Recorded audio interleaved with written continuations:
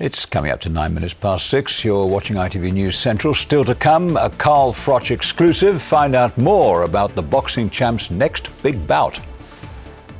Plus, Harrison Ford gets back into the cockpit, but this time in Shropshire. And I'll be here with your Midlands forecast. We've got more unsettled weather on the way and some really warm temperatures. Tell you more in a few minutes' time.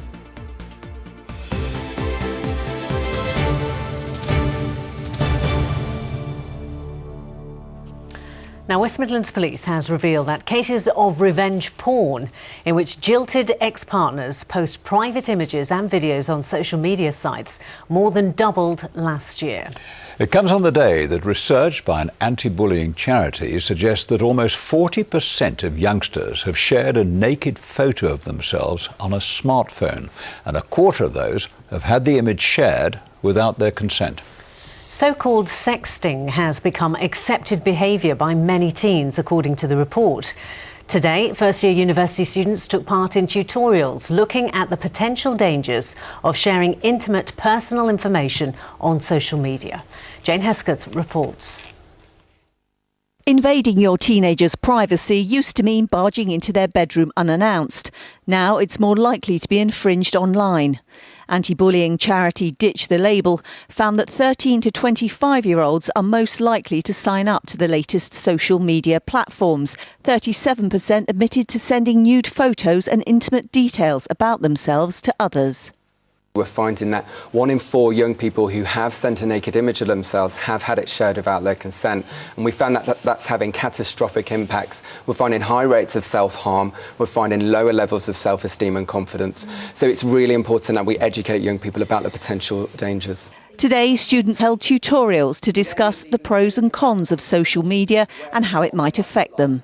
I guess because you're behind the screen, it's almost like you're there but you're not there, so it kind of gives them this confidence that they wouldn't have in normal life. Just because a boy gives you attention or a girl gives a boy attention, it doesn't mean that they're actually interested, and that's when a lot of people get caught out on social networking. Given the potential danger, why would someone post a naked photo of themselves? The old lady part of me is shocked. Why would you send a naked picture of yourself to anyone that could be shared? But again, this generation, they're used to sharing lots of intimate information, and they don't quite realise that it can be abused totally. Because we're in that generation where we're constantly using social networking sites, I think it is to do with our generation, yeah. Where celebrities are doing it, it's sort of making it seem more normal, so people think it's the norm to be doing, even at that young age. To them, it seems like the normal thing.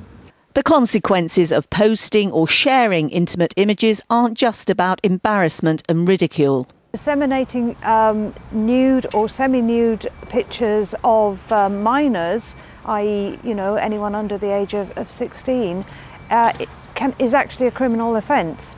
It can be considered as disseminating child pornography.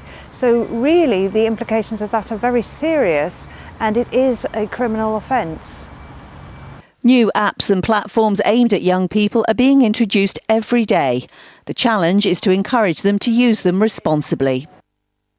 That report by Jane Hesketh. And if you want more details about how to stay safe on your mobiles and indeed on social media sites, then go to our website, itv.com/central. Following this programme, we have the national and international news. Let's take a look at what's coming up with Alistair Stewart.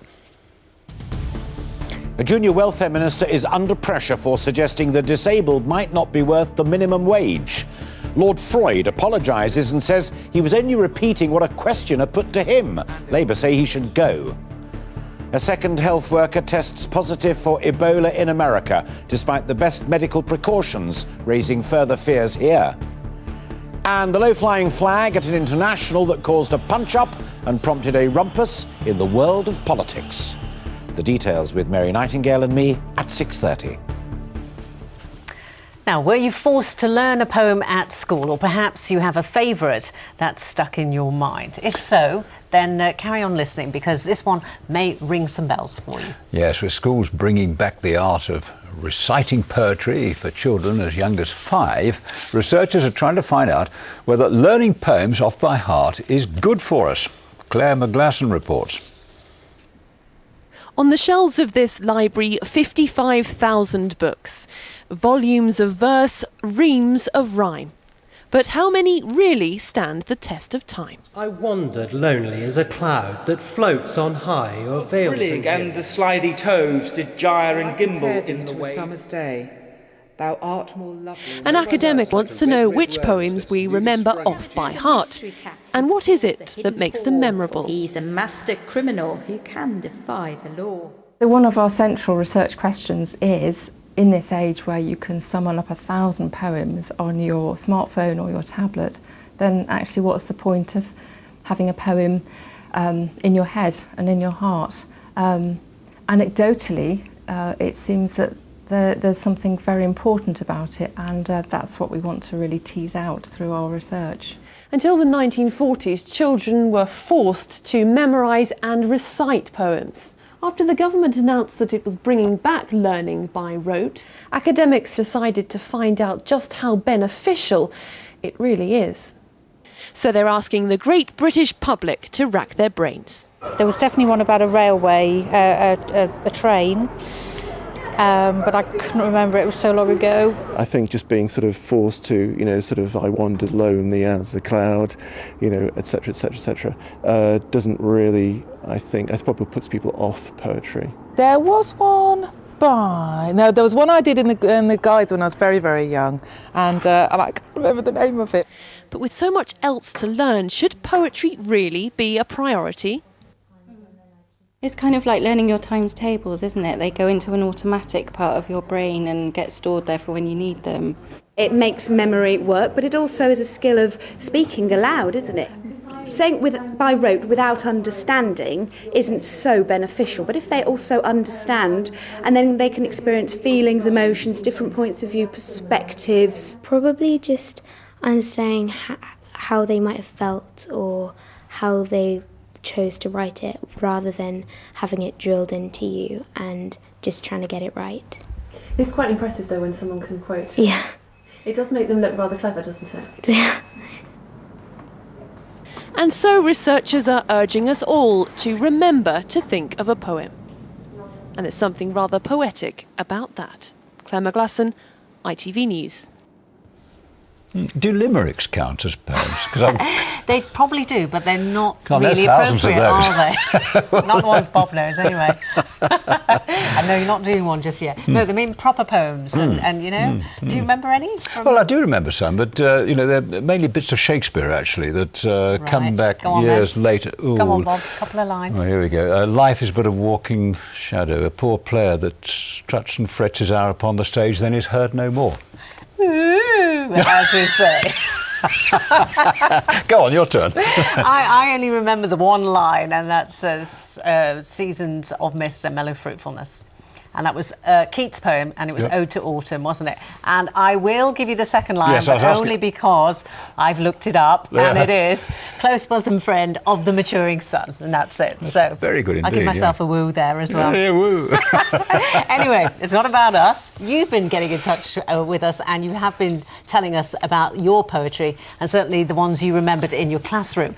We'll start with Helen Donovan from Worcestershire, who told us poetry is a great way for children to learn and have fun.